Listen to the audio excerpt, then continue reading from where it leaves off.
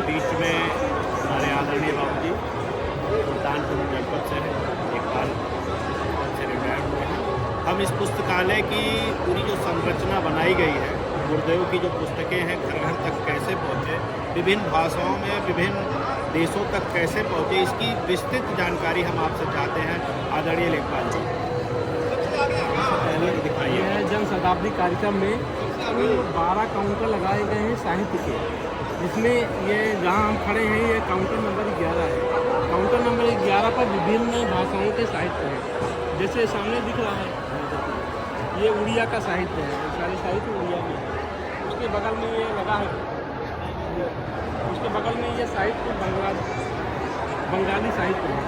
फिर उसके बाद उर्दू में साहित्य लगा है, उर्दू के बाद फिर तमिल में लगा है साहित्य, तमिल भाषा में। उसके बाद तेलुगु भाषा में है, तेलुगु भाषा के बाद कन्नड़ है, कन्नड़ के बाद मलयालम है।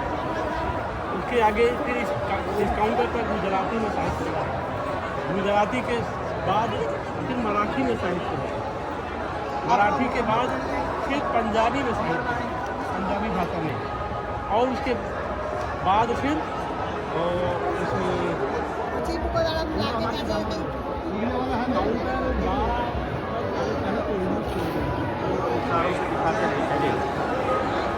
जी ये पंजाबी वाले साहित्य हैं।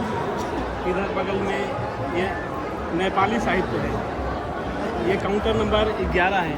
काउंटर नंबर 11 पर 12 पर सारे जन शताब्दी के माता जी द्वारा रचित सारे साहित्य उसमें लगे हैं, विशेषांक लगे हैं माता जी के जन शताब्दी के। काउंटर 10 पर सारे साहित्य इंग्लिश के लगे हैं यहाँ। काउंटर 9 पर ये सचिंतन सद्विचार, इस तरह से विभिन्न काउंटर बनाए गए हैं। कुल मिला के 12 काउंटर हैं इस पुस्तक मेला में, और हर काउंटर पर अलग अलग साहित्य तरह के विभिन्न साहित्य लगे हैं। यहाँ देश विदेशों से बहुत सारे लोग आ रहे हैं। हर भाषाओं के साहित्य की जोरदार बिक्री भी है और लोग पढ़ने के लिए ले जा रहे हैं। यहाँ काउंटर नंबर 13 पर जड़ी बूटियों का स्टॉल लगा है। काउंटर नंबर 14 पर प्रज्ञा पेय हवन सामग्री वगैरह है।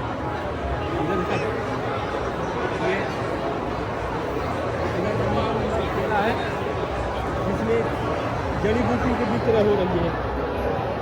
उसके बगल में काउंटर नंबर 14 है जिसमें प्रज्ञा पेय वगैरह है की बिक्री है।